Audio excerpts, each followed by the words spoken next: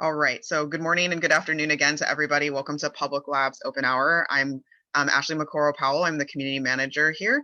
Public Lab is a do-it-yourself open source technology focused group that really focuses on answering and supporting communities that are facing large environmental concerns, anything from oil and gas to frac sand mining to air quality issues and many others around the water quality spectrum. I have a couple of my colleagues here that I'll let them go ahead and introduce themselves before we talk a little bit more about Open Hour. So Jeanette and Stevie and Liz, if you'd like to go ahead. Hi everyone, my name is Jeanette. I'm calling in from Bellingham, Washington, and I'm the research coordinator at Public Lab. And I'll hand it over to Stevie. Hi, good morning everyone. I'm just listening in. My name is Stevie Lewis-Class. I'm calling in from Miami and looking forward to today's conversation. Hi, I'm Liz Barry here from Brooklyn, pronounced she, her, and really looking forward to this. Thank you. Great. And thanks for those of you letting us know where you're calling in from. I'm also calling in from Washington State, from the Pacific Northwest. So I'm really glad to hear a little bit more about each of you. Open Hour typically has a couple different formats. Most of the time, we bring in community members that are working on projects to share a little bit more about what they're doing. We recently had some discussions around everything from solar balloons to do-it-yourself air quality monitors. But today's discussion is more of a general discussion that we can have about soil contamination and maybe some of your curiosities or the work that you're already doing. So it's more of a loose format instead of like a panel or a presentation. So you don't need to worry about that. So I'm looking forward to hearing your questions or comments, but I'll go ahead and give it a moment for you all to maybe introduce yourselves. If you'd like to say your name, your pronouns, and then also maybe where you're calling in from and what brought you here today. That will go ahead and get us started. I'm going to go ahead and pass it to Serena and Mike first. Hi, I'm Serena, and I'm from Buffalo, New York, and I'm she/her, but yeah, I'm an intern here at CSCR, and yeah.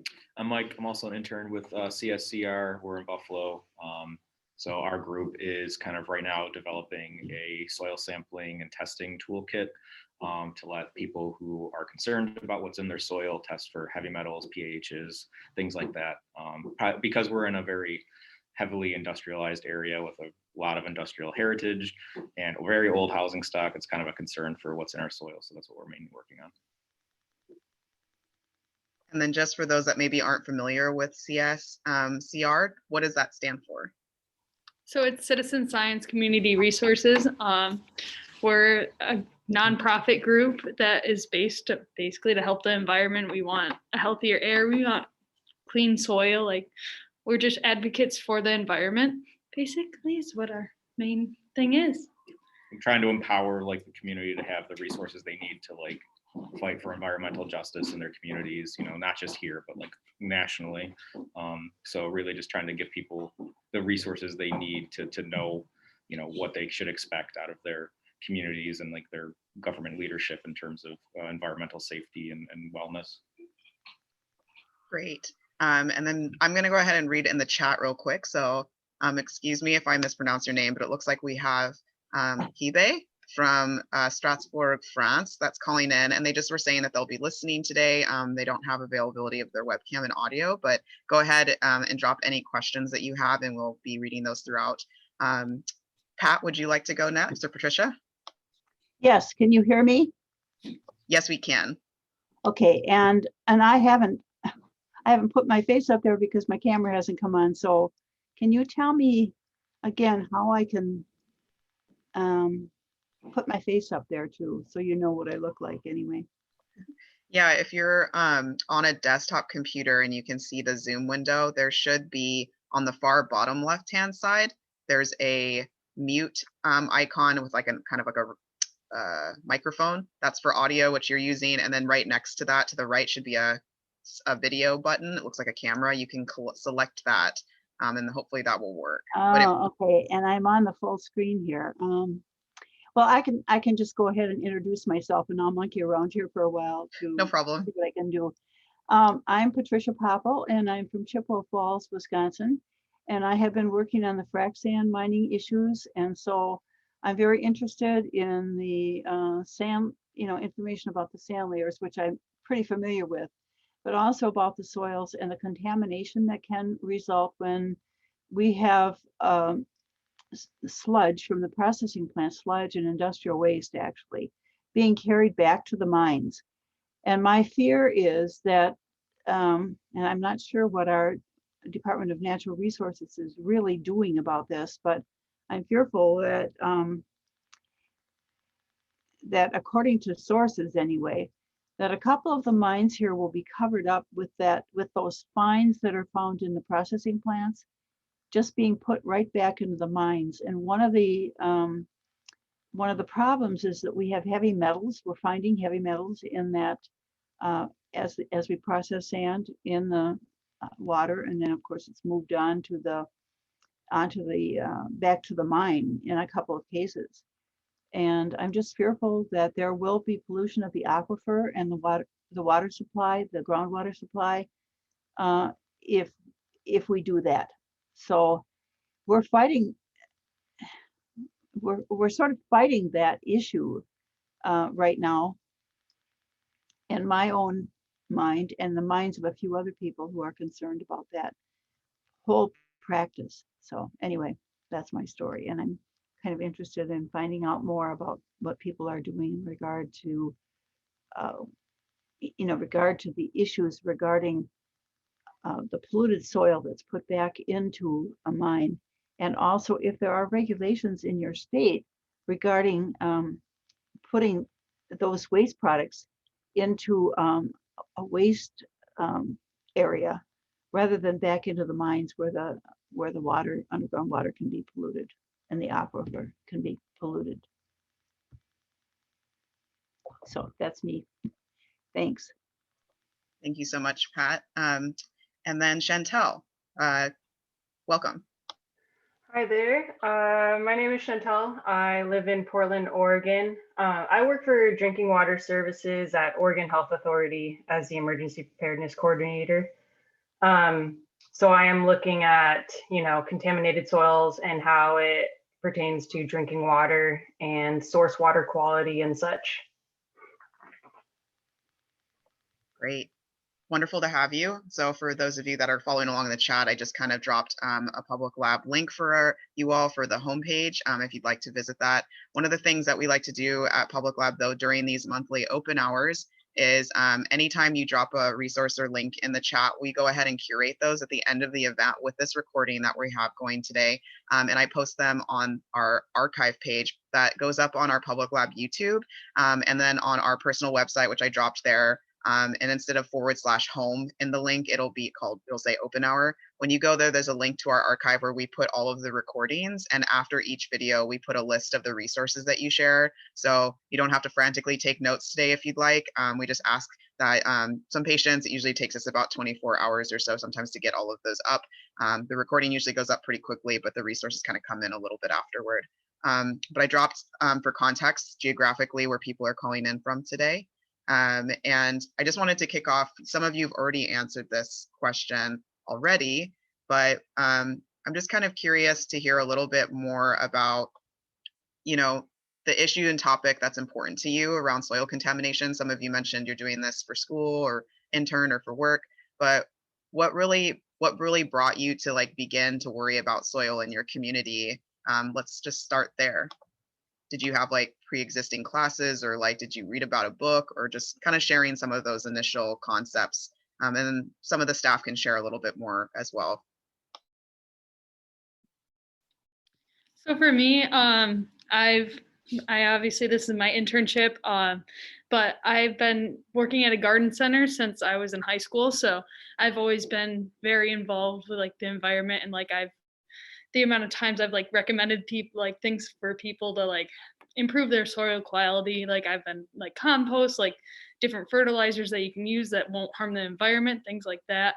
I've taken some classes in college that are just based on agriculture, and I've really enjoyed them, and I just want to see a healthier environment. So that's what sort of brought me here in general. But then once we started digging into the soil sampling toolkit, it just hit home with me, because I've been doing things about with the environment like my whole life. So it just sort of came together like that.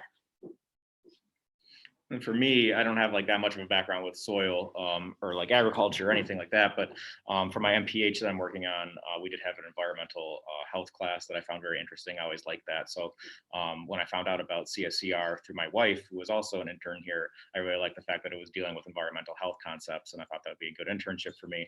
And just learning about our story where basically CSCR was founded because there was a local Coke manufacturing facility that was just dumping absurd amounts of benzene into the local air and really causing a lot of like health hazards and risk for cancers and whatnot. And then this was a grassroots community organization that kind of did some research into what was going on, did some air quality testing, really brought it to the attention of the EPA, and then led to trials which actually shut that plant down to remove that source of hazardous emissions from our community.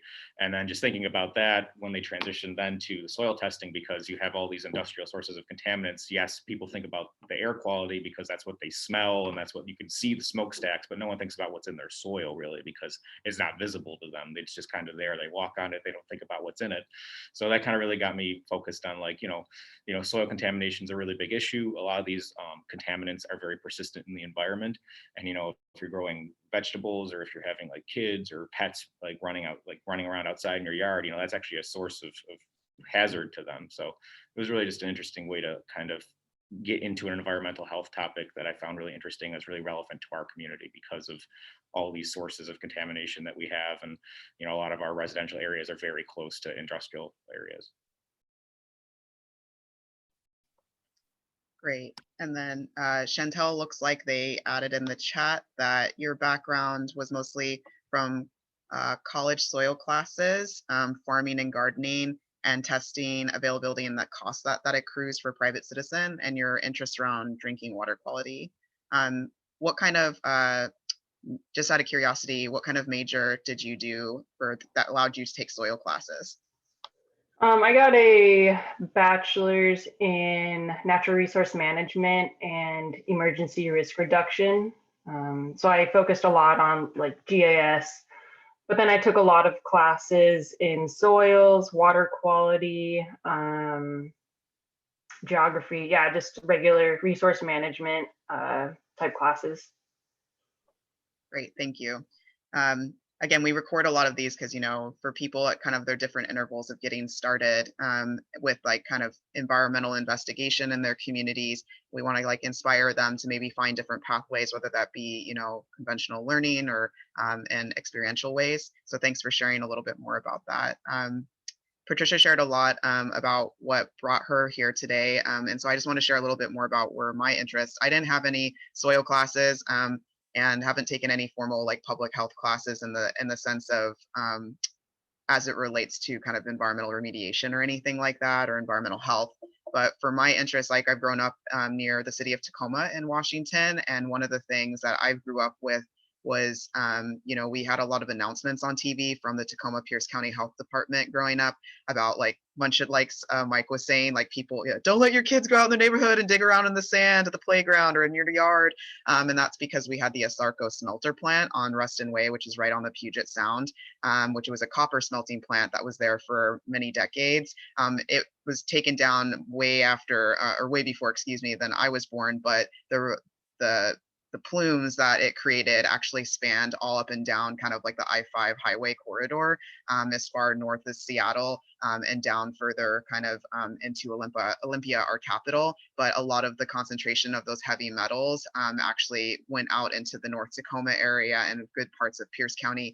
And so I've grown up with a lot of kind of like this news, but not really understanding the connections until I got older and more aware of like why people were sharing that information. And my job with Public Lab and joining here last year in 2020 really got me the opportunity to kind of learn more about why were those heavy metals, a concern in my community. I think one of the most eye-opening things as I was preparing for this open hour for me is that each state has kind of a different department that usually looks at some of these concerns around soil contamination. And in Washington, it's the Department of Ecology that focuses on some of those. And they have a website that's dedicated to the smelter plume, which I can try to get a visual and drop in the chat. But I was actually really surprised that in a neighborhood where some of my friends from high school grew up, that the playground that we used to go to in high school to hang out and have lunch and stuff, they recently, just in 2016, like took out all the soil in that area. So even though the smelter has been gone for decades, they are still doing the cleanup. I kind of thought that the cleanup had already happened. That was kind of, I think, the general perception as I talked to community members around me and family that are older than me. They were under the same impression, is that they didn't realize that they were still actively picking these like backlog of sites that they were actively putting in new fill for soil. And that was really like eye-opening for me. So that's a little bit more about my context to this.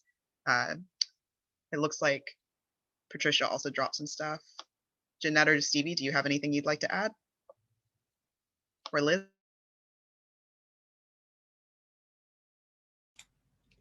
Yeah, I think I'll just add that I'm resonating with some comments that like maybe soil for me in the past hasn't been something I've always thought of. Like where I grew up in Vancouver, Canada, it was like the water and the air were so sort of like the things that you notice most likely. But I think looking into soil more now with Public Lab, I see sort of Mike, you mentioned this, the pollutants that end up in the soil, many of them are just so persistent and they're there for years and years and years. And I live now in a place where there's houses that are from the early 1900s. There's a lot of former industry around here. So you don't see presently necessarily like sources of soil pollution, but it's possible that they're here just because of like historical activities that have happened over the last like several decades. So learning a lot more about that, and that sort of brought up my awareness of potential concerns here as well. Check. And Pat, if you'd like to add anything, it looks like Stevie and Liz don't have anything to add right now. I just want to say that I think I'm cut off in the visual part, which is okay, if that's what your choice is there. But I did want to say that with the frac sand mining, the responsibility of the reclamation for each of the frac sand mines in the state of Wisconsin is up to the county. So therefore, the counties and the various towns that have developed ordinances and so on, but in particular the county is really solely responsible for reclamation. The key is that not all things are being looked at. I don't think we follow the science on frac sand mines anywhere probably, and that's my major concern about putting all of this junk, the waste products and so on, back in the soil, supposedly back into these mines, and then allowing it to percolate into the water supply. So that's been my major my interest really lies with reclamation to a great extent, because we're beginning to reclaim some of the mines, at least in Chippewa County. So I don't know if anyone has anything to add about that, but I do have to pursue the laws and so on regarding the DNR rules and the state rules regarding putting this stuff back into a deep pit, really, and allowing it to do whatever it needs to do and reach the water supply below. So that's about all I have to add. I just really love how all of you are bringing up in your points about just kind of like these intersections around, it's not just soil, but just like where does it go into the soil and how it gets to our drinking water. I admit that wasn't something that I initially kind of like top of mind. I think maybe because most of the state of Washington has agricultural quality, and not to say that it doesn't affect our water, but for some reason I was focused more on like topsoil initially when I dove into this. But it looks like Chantel, if you have a question. Just a comment, or maybe a resource for Patricia. So your county should have an environmental health board or like regulations on drinking water. And I'm not sure what county you're in, but you can Google your county and environmental health specialists, and they should have, if you have questions or concerns, they're really good, usually are really good about looking at different source like water quality issues.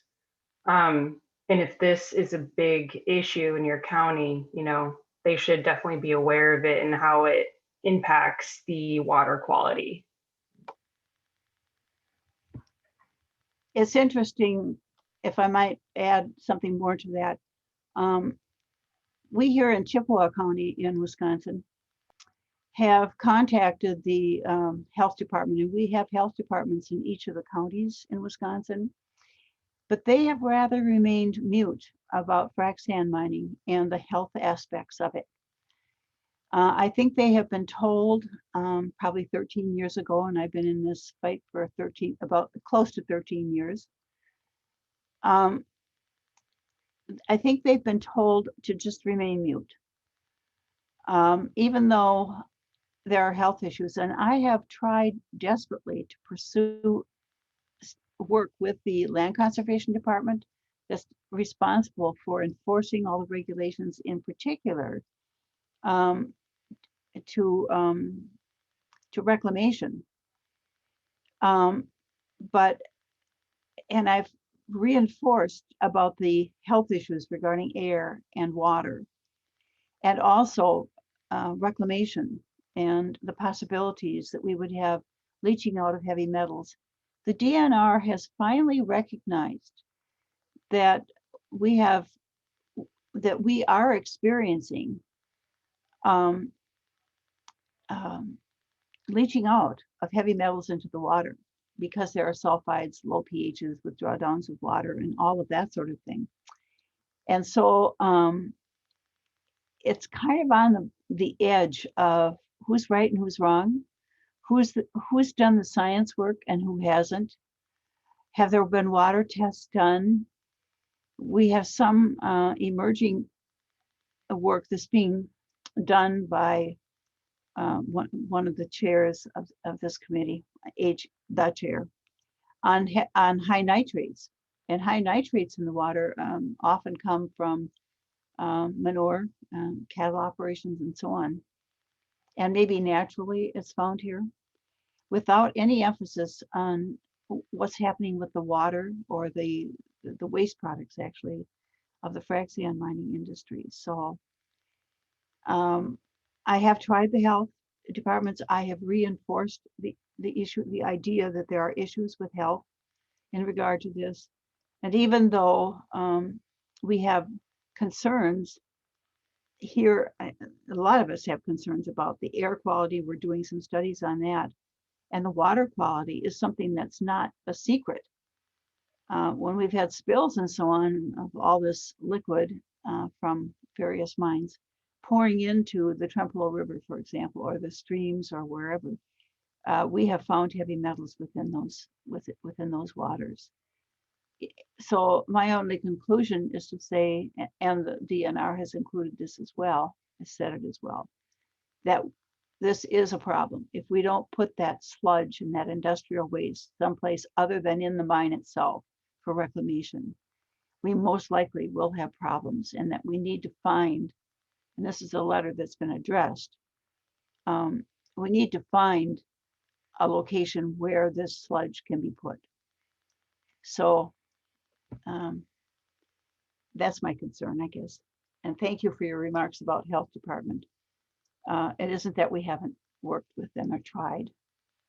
They are more concerned, right now they're involved in the COVID issues and issues regarding smoking and opioids and other kinds of issues. Those have come to the forefront, but without anything regarding frac sand mines and the people who live around them in particular, but also the people who drink the water that ultimately reaches the homes and the streams and all of that kind of thing, if we have pollution. So, thank you. Yeah, I also just wanted to mention some of the names of some of these state agencies in the context, at least of the United States. They may have different names abroad, but you know, we've mentioned Department of Natural Resources, or DNR. DEQ, the Department of Environmental Quality, and DOE, which is what it's called in Washington, the Department of Ecology. Like these are some of the groups that you might want to like start with if you're curious to kind of look up some of your initial water quality or soil concerns. And depending on how your state government is structured, soil might be put into another category, like it might be under agriculture or some other, depending on how they decide to frame some of these things. So it's not always an easy, straightforward, but I wanted to drop those in the chat if that's helpful for people. Yeah, it's also just really interesting as well as I think about kind of other ways, as you all have mentioned, of kind of looking up your kind of at the county level. I'm hearing that at least is that you can usually, I don't know how it is across every state, but there's usually annual reports or biannual reports, I think, that your health department usually does. That to get, like, for me, was really helpful for me to see from the Pierce County side of things in Washington, is that I could kind of look at it, a county spectrum of the environmental health profile of our county and kind of see like what are they looking at, kind of like what Patricia is saying, like what's coming to the forefront. So another key term that you could usually use if you're looking at your county level instead of the state level is maybe an environmental health profile or assessment. Sometimes it's called environmental public health. So you can kind of just put some keywords in. So many of you have mentioned industries that are affecting like the areas that you're either living within or that were present, past or present. I'm curious what was helpful for you, much like I just shared for myself, of starting your investigation. You know, was it like the visual presence of these, like in your neighborhood, like for fracking, for instance, that made you concerned and want to look into this deeper, or was it something else? I just will give space for you all to maybe share a little bit more about that.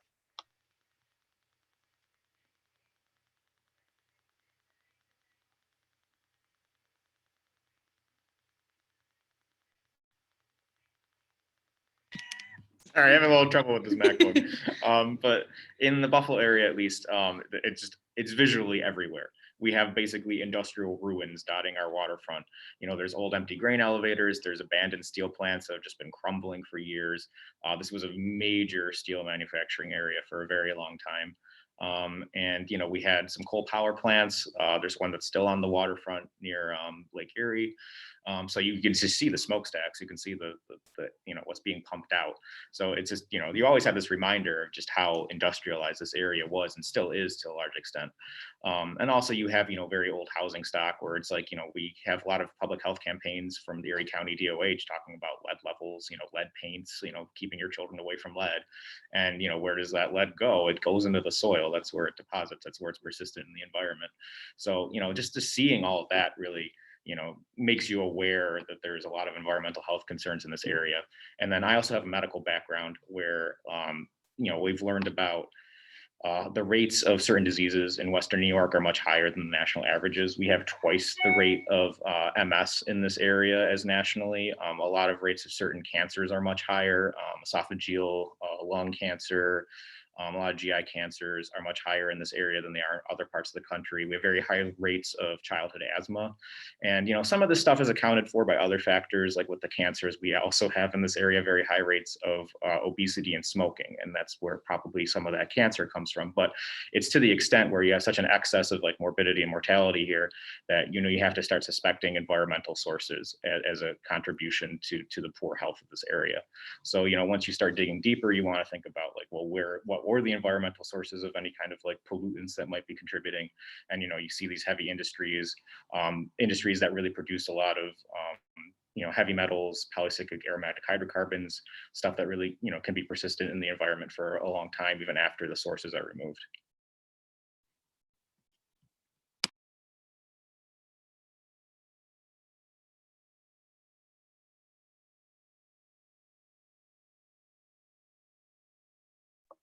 Jeanette, knowing that you're in the Pacific Northwest, and I've talked a little bit more about Tacoma as well, what about where you live? What are some of the areas around you that maybe made you curious?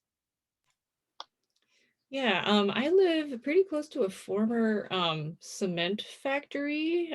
So it's kind of interesting to see, you know, just on your walk, basically around the neighborhood, just evidence of heavy industry. There's also a former paper mill, just like right on the coast. We had a lot of heavy industry just very close by.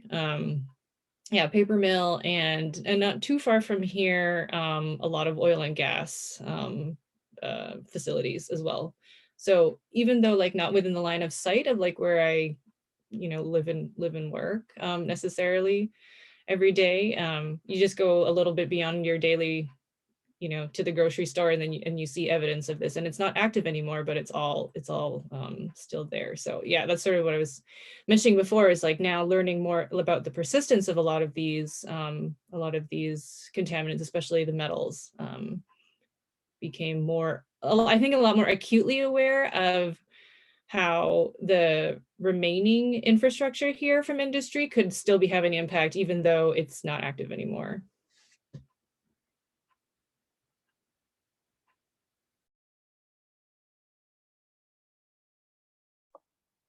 How about you, Stevie? Do you have any that are around you? Florida is kind of maybe a different context than some of the ones that were already shared. Yeah, I can't say I have a lot of context or understanding for this particular issue, and I'm specifically in Miami, really urban. But because from my own personal background in other places, is definitely an issue that came up a lot when I was living in New Orleans, where there's a lot of obviously industrial areas and sites in around the port going up the Mississippi River, and subsequent building that has happened after industries have come through, or where people live alongside industry still. It's definitely a big issue there. And I think more in that area and my hometown, the understanding of these things is surfaced from historical contexts, as well as like what you can see that's still there. And there originally, when this was coming up for my hometown and also in Louisiana, it was the question of brownfield sites and those the impacts that they had on how the community was living alongside them.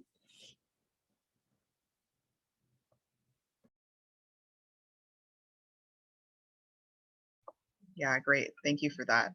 Just because, Jeanette, you mentioned paper mill, I just thought of a book that I haven't read it personally, but one that I wanted just to share out for the recording and for you is this author and speaker I came across, Carrie Arsenault, recently wrote a book called Milltown, which is kind of interesting. It sounds like it's an investigative nonfiction memoir that looks at like a community, I believe, in Maine, that is kind of orbited for 100 years, around a paper mill, and kind of just like what has happened as like either that paper mill has gone out, or just kind of what happens to the community that relies on, like most of the communities that we've mentioned, for me, like my family members have orbited around these paper mills, the Port of Tacoma, Joint Base Lewis McChord, like a lot of these areas where these industries also, we know, have a factor in the environmental health of the community, but that's like the main source of income for a lot of people. So just thought it'd be a good resource to share. Thanks, Stevie, also for the context of some of the places that you're familiar with. Chantel or anybody else, if you'd like to add anything. I'm going to drop a link for brownfields in the chat as well. This is Pat Popple once again. In my area in Wisconsin, we've had in the past, immediate past, lots of logging and so on going on, but a lot of the work that's taking place in Wisconsin is still with the dairy industry. So we have the great potential for pollution from hog, swine, beef, whatever within our area, with huge numbers of, with some CAFOs developing. And so I know there are a lot of restrictions that are being developed for some of those areas. I think being somewhat rural, I mean, we have a few large cities. Minneapolis, St. Paul is about 100 miles away or so. But big issue is we've got to find heavy industry in order to put people to work. Work is a big factor in this area. And when people drop away from the farm areas, or in some areas, the logging, if they don't have, there isn't a demand, there's got to be some industry. And that's how this whole frac sand industry came about, was because of the jobs issue and all of the encouragement by the oil and gas and mining companies to bring in this huge industry, which is not only infiltrated Chippewa County, but many of the counties to the west of me and to the north and south. So we have a lot of frac sand mines. Many of them are closed. We still have people without work who have been working there. But, it's amazing the importance of soil and how it relates to the industrial part and the demand on the part of people for jobs. They're really all very much connected. So regulations are somewhat important, and I hope that at some point in time that we can move away from this frac sand industry here in Wisconsin, which is really requiring water and hills and ridges and trees and an abundance of things, polluting at the same time the fish, the animals, human beings who drink the water and in fact have no idea of what might be in that water. I've taken the emphasis on the health issues because maybe that's a way to go, maybe not. Industries don't really care too much about health issues that people are getting as a result of some of the developments of that kind of thing here. And I'm sure that's true for all of you as well. So anyway, I'll leave it at that. Thank you.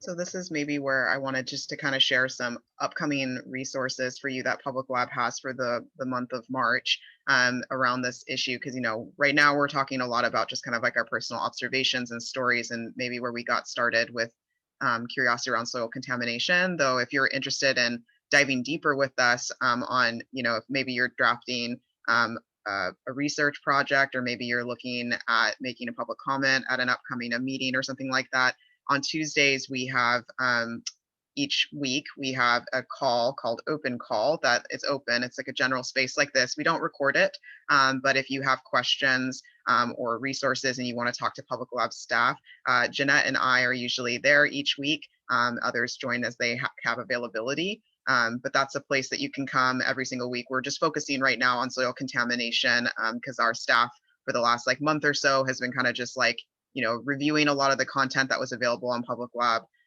website and reorganizing and curating it and then updating it with new materials. And then from there, if you can't make the Tuesday calls, which usually are around lunchtime, Pacific Standard Time, so around noon or 3 o'clock Eastern, there's also the opportunity for you to join or watch a recording of Jeanette's upcoming event at the end of the month on the 31st, which will be kind of going more over kind of maybe more some technical aspects of this, of where the research is at around soil contamination. So we had a member from Pennsylvania that couldn't join us this morning for OpenHour, but for instance, had asked if they could submit questions in advance for this. And the questions were a little bit more technical. And so we're thinking about bringing those to that next event. So if you have specific environmental health questions that are related to public health or research and how people are getting some of these answers, we definitely would love if you could join us. Jeanette, did I miss anything that maybe you could elaborate on? No, that was a great summary of what's to come. Yeah, so we'll really be just sharing some of the highlights that we've been finding out on mainly more accessible approaches to soil testing and monitoring that we've been reviewing for the last couple months now. So you'll get a highlight reel of what we've been finding, and then also some of the areas where there really needs to be more development. So more work on tool development, or even more work on research on background on what's going on. So hopefully we'll touch on a little bit of everything. Pat, hopefully there will be some more on regulations there as well. But that's hopefully an opportunity to just learn a little bit more about how to get started. And even if you already have gotten started, sort of where we're hoping that more people can get involved moving forward. And because many of us had just mentioned the different, power of sensing and observations that we've done in our community, Jeanette also curated a really cool activity that you can see or revisit on our website. I dropped the link in the chat, but I've called it Past and Current Land Use, which I think is kind of the title of the activity, but it kind of goes over some of these kind of like sensing tools that we've mentioned, like that we, walking out in our neighborhood, what are the things that we see that are, oh, what is that? And you to take note of as you start some of those questions, or maybe if you have friends or family members that you are asking kind of to join you on some of these inquiries. I find a lot of the information for me really comes from like talking to my elders, because they have a lot more experience of either working firsthand in those places, like much like Pat was sharing, where she lives, or they just have more stories to tell that maybe I had never thought about because I was like in school or something, like, in elementary school, minding my own business. And they were more aware of those kind of things in the news. But the other resource that I thought was interesting that I thought I would just share, it's more a research aspect, but I think it is kind of useful to share for those of us that have mentioned kind of like, further along maybe in some of soil contamination. I just really appreciated this work from, it's called the Metal Redlining Network. And they're mostly based in the Midwest. I'm going to drop a link. They're mostly a geoscience kind of interdisciplinary group, which was kind of interesting to me. But what I really liked about this is that their website, for being an academic, study that maybe has funding from like the National Science Foundation or something like that, a lot of times these research studies are going on, and then the only thing you see is like maybe when it's published, if you see it, if it's published in something, and then that's not always accessible to people because a lot of times you have to have a membership or be affiliated with the university to see it. What I really least like about this website, as Jeanette and I were kind of curating some community resources, was that this network, the Metal Redlining Network, has tried to outline their research study questions and the activities that both them as researchers, their students that are involved in the communities that they're working with in the Midwest. And then I guess there's one in Spokane, which surprised me and Jeanette, which is in Washington on the east side. They really look at kind of like, what does this heavy metal burden look like in communities where they are? So kind of contextualizing their research question very locally, but also looking at the unfortunate, very real circumstances of redlining, of covenants for communities of color, low income communities, and especially Black community members and other ethnic groups, like having to live in very pocketed neighborhoods or communities, and what that looks like in regards to these heavy metal disproportionate burdens and soil contamination. So there's a lot of information on there, just kind of like how they're approaching this from another lens. And that I found very interesting, at least in kind of sparking some curiosity for where I live. I will note that unfortunately, not all of their links that they've connected work, but they do list their contact information if there are additional questions. But they outline some areas of like, how did redlining exist where I live, right? And where you can maybe find some of those resources to maybe start thinking of some of those questions as well. They have links to a lot of resources.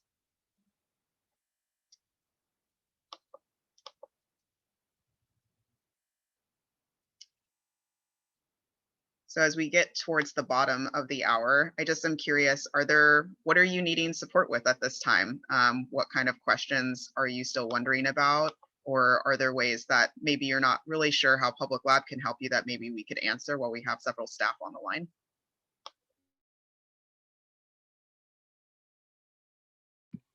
I think here, like now that we're trying to launch like our Enviro Bucket and try to launch a campaign here and try to like get the word out about us, our like product and what we're trying to do, is like we just would like more, like we always go on your website for information, but like honestly we just enjoy having like information from you guys, like that we can like just interpret to understand more and like try to help other people, like use that towards like helping others understand the problem.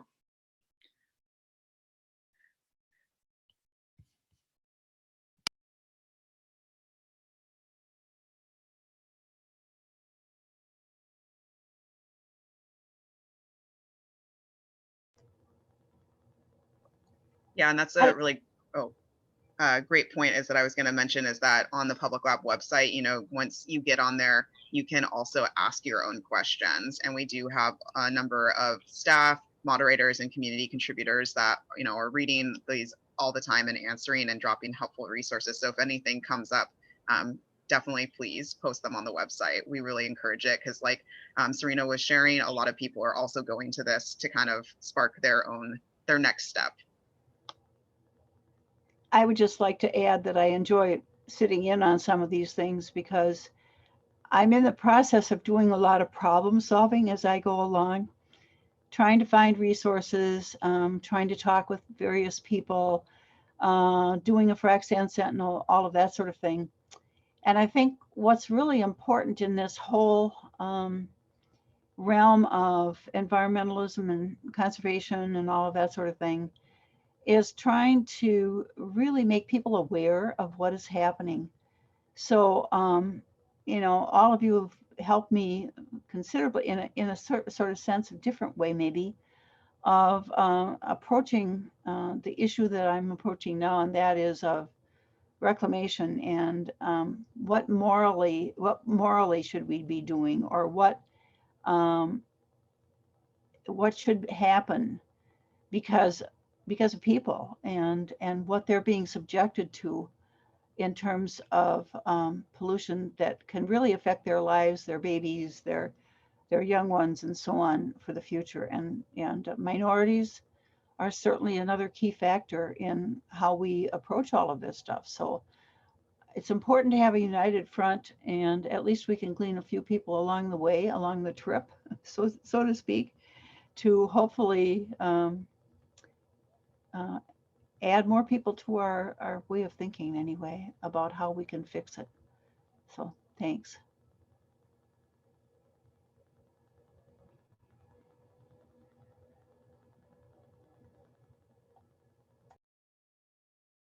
Yeah, I think that one for me was something that I was curious about while I was preparing this event with Jeanette, was just kind of like trying to look for groups that are maybe doing some of that, you know, those community informational meetings or things, and like what age groups are they working with. You know, like I might have found helpful information for, like, I don't know, adults or like those of us that are nerds that are on this call, but it was harder for me to find, at least initially in my area. It was like kind of like youth programs, right, that kind of expose students to these initial questions. So there's, you know, just something that I was inspired to kind of like who's doing that, like in the state, and I haven't gotten the answer for it yet, but that was something that came up for me. I know one that I thought was really cool, that we learned about from another public lab contributor, Abby, was Brooklyn. I think it's Brooklyn Rot. And I just wanted to drop it in the chat. Is they're more of like a bike waste management circular, like kind of like business, I think, but it's just like they have their ways of like how they're getting, you know, youth into their programs through, like, you know, active movement through biking, and like why is like compost important in Brooklyn for these communities. So just kind of looking creatively about how some people are utilizing this to kind of capture attention of their local community members and young people. How about anybody else? Any other questions or things that Public Lab could support you with, or things you're still curious about?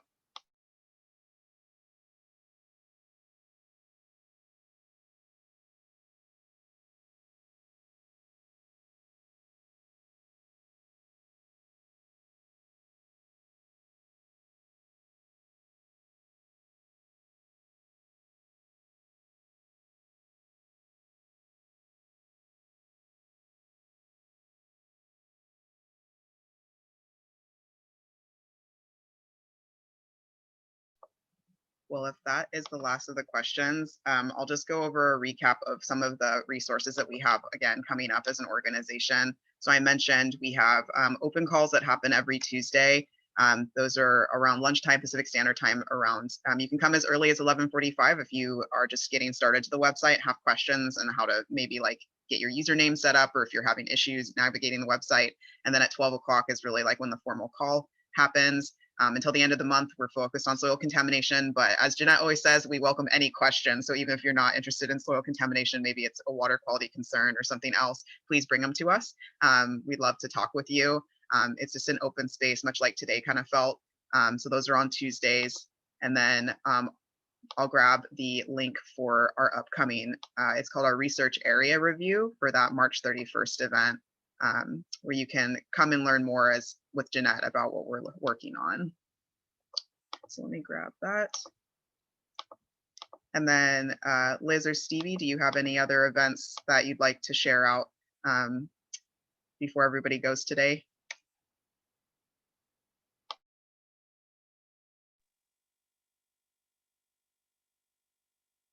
Oh, we can't hear you for some reason, Liz. Sorry, how about now? Yeah, we can hear you.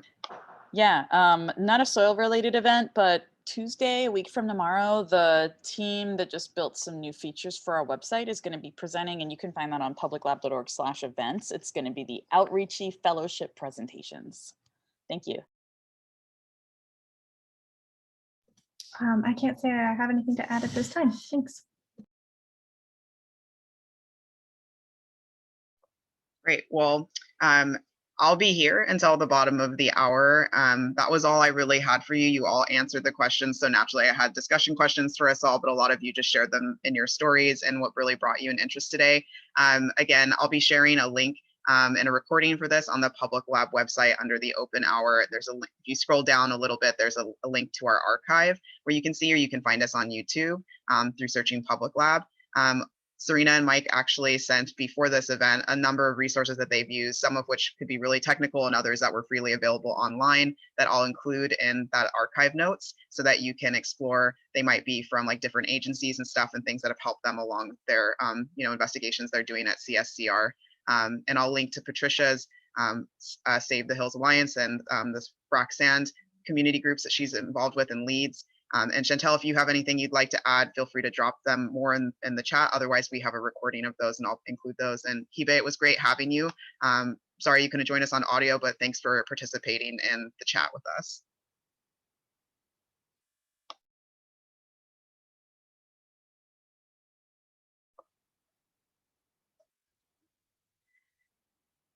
Thank you, everybody.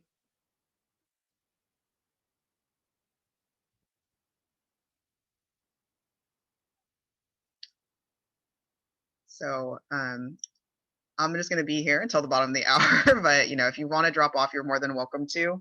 And if you have any other questions, yeah, Jeanette and I will just be here until the bottom of the hour.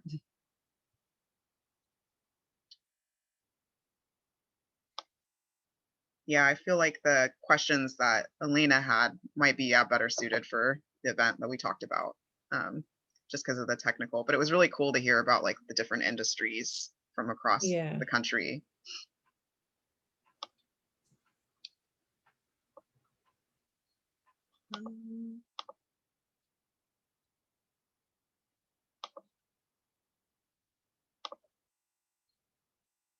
Oh, why is it telling me?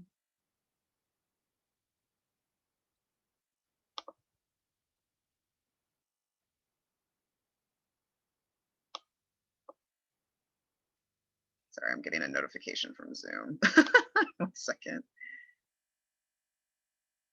Do you want to report? No. Cool. Yeah, thank you. I'm trying to figure out where's the stop button for the recording. Stop video.